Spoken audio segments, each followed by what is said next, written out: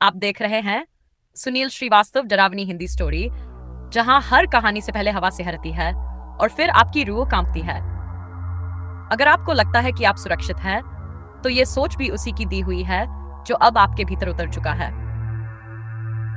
यह है भूतिया छलावा का दूसरा हिस्सा, जहां डर अब आपके दरवाजे पर नहीं, आपकी परछाई में छिपा है। कहानी अब आगे बढ़ेगी, लेकिन होशियार रहिए, क्योंकि ये आवाज सिर्फ सुनाई नहीं देती, ये साथ भी चलती है। जब हमने वो घर छोड़ा था, तो लगा था कि अब सब कुछ ठीक हो जाएगा, लेकिन सच्चाई ये थी कि वो छलावा हमें छोड़कर गया ही नहीं था। हमने एक छोटा सा किराए का घर लिया शहर के पास। वहां की हवाओं में ना वो सिसकियां थी, ना ही छायाएं, मगर मन के अंदर कुछ अब भी रह रहकर डराने लगता था। एक रात की बात है। मेरे पति काम से देर रात लौटे। जैसे ही उन्होंने दरवाजा खोला, वो ठिठ गए। बोले, तुमने अभी अभी रसोई से झांक कर देखा क्या? मैं तो सोफे पर बैठी थी। मैं बोली, नहीं, मैं यही हूँ। वो चुप हो गए, पर चेहरा ऐसा था जैसे कुछ डर गया हो। मैंने कहा, क्या हुआ? वो बोले, कुछ नहीं, शायद थक गया हूँ। लेकिन मुझे समझ आ गया था कि कुछ गड़बड़ है। रात को मैं पानी पीने उठी। जैसे ही रसोई की लाइट जलाई, मेरे ठीक सामने आईने में कोई खड़ा था, पर जब पलटी तो वहां कोई नहीं था, सिर्फ मेरी परछाई और एक अजीब सी ठंडी हवा। मैंने डर के मारे आंखें बंद कर लीं और मन ही मन दुर्गा पाठ पढ़ने लगी।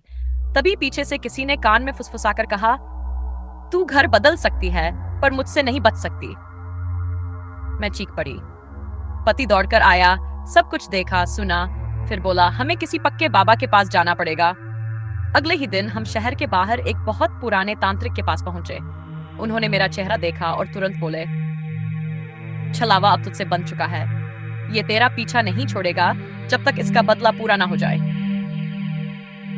मैं कांपती आवाज में बोली, कौन सा बदला बाबा?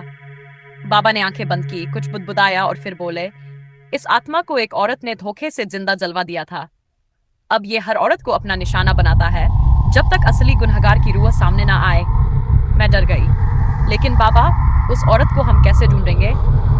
बाबा बोले, तेरे सपनों में वो खुद आएगा, बस डरना मत, समझना उसे, नहीं तो अगली बार वो सिर्फ सपना नहीं होगा। और उसी रात मैंने पहली बार छलावे का असली चेहरा देखा, लेकिन वो किसी औरत की शक्ल में था, बिल्कुल मेरी तरह। अगर आप इस कहानी को सुनकर कांप गए हो, तो चैनल को सब्सक्राइब जरूर करें।